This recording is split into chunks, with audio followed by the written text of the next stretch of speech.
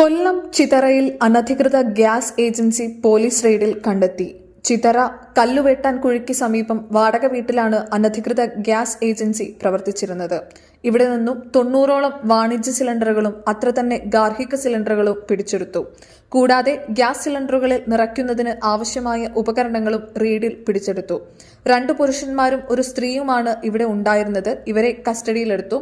ഗാർഹിക സിലിണ്ടറുകൾ എത്തിച്ച് ഉപകരണങ്ങളുടെ സഹായത്തോടെ വാണിജ്യ സിലിണ്ടറുകളിൽ നിറച്ച് അനധികൃതമായി ഹോട്ടലുകളിലും ചായക്കടകളിലും വിതരണം ചെയ്തു വരികയായിരുന്നു.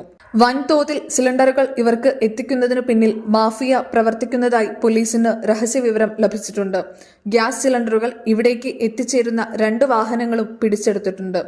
ഗാർഹിക ആവശ്യത്തിനുള്ള 14 കിലോ സിലിണ്ടറിന് 817 രൂപയാണ് വില. അതായത് കിലോയ്ക്ക് 58 രൂപ 36 പൈസ.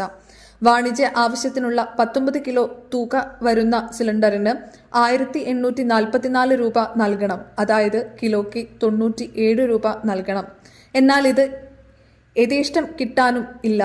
ഗാർഹിക സിലിണ്ടറിന് നൽകുന്നതിനേക്കാൾ കിലോയ്ക്ക് 38 രൂപ 64 പൈസ അതിനകം നൽകണം.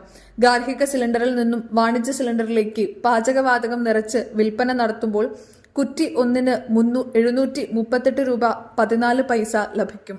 പ്രതിദിനം 100ഓളം സിലിണ്ടറുകളാണ് സംഘം ഇവിടെ നിന്ന് നിറച്ച് വിൽപ്പന നടത്തിയിരുന്നത്. കസ്റ്റഡിയിലായ പ്രതികൾ ജില്ലയിൽ സമാനമായി പ്രവർത്തിക്കുന്ന മറ്റ് ഗോഡൌണുകളെ കുറിച്ച് പോലീസിന് വിവരം നൽകിയിട്ടുണ്ട്. ന്യൂസ് കേരളം 24 വേണ്ടി ചാരു, ന്യൂസ് ഡെസ്ക്, കൊല്ലം.